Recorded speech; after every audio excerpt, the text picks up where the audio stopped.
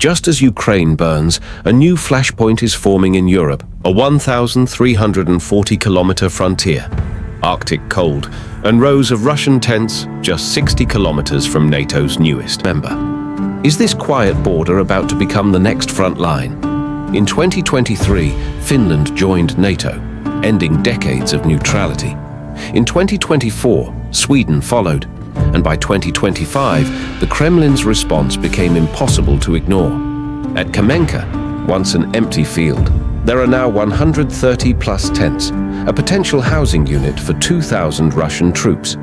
In Petrozavodsk, new warehouses for armored vehicles.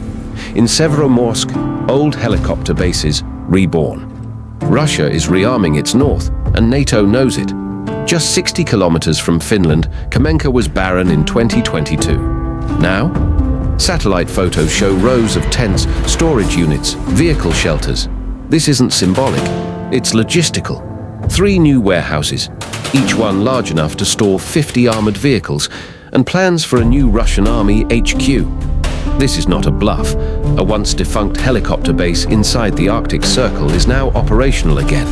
Why? Because the Arctic is warming, and with it, a new front opens. They fought the Soviets in World War II. Today, Finland is preparing again.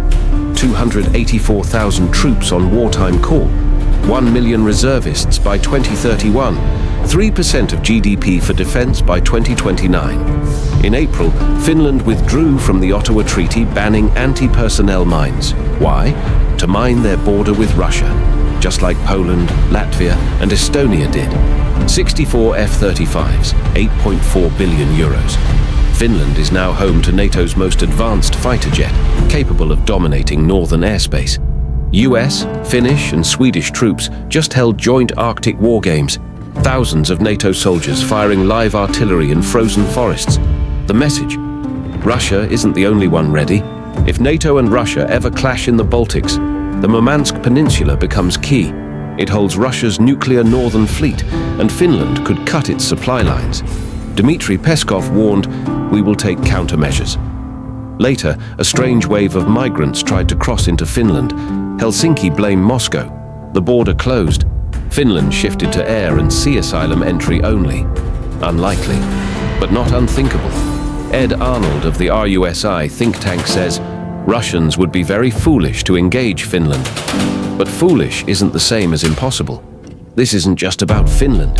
It's about the Arctic, energy, shipping routes, and who controls the top of the world.